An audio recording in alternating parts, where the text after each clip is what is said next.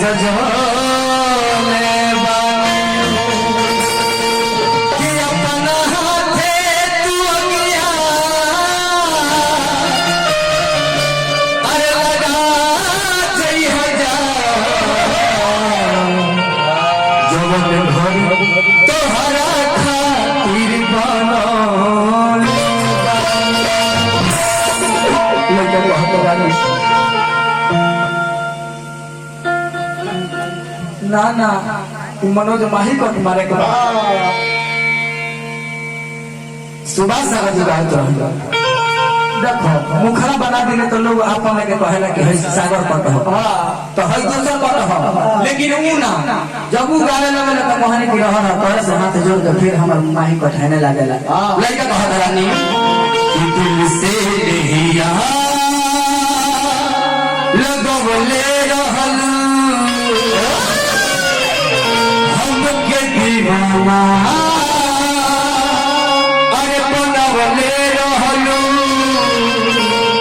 कि छोड़ी चली गईलू हमके अरे अपना ससुराल कोई कौन कसूर तू गईलू अखिया से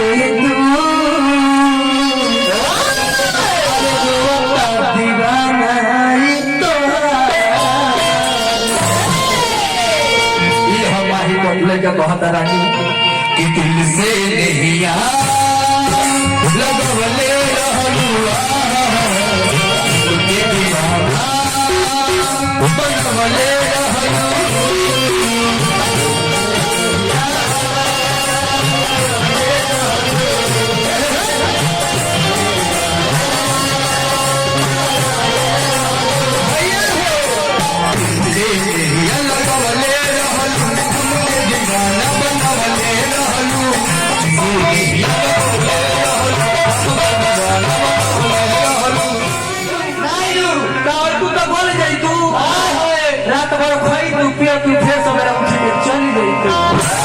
हमरा नमो से तारा कुछ एलर्जी नहीं खेलो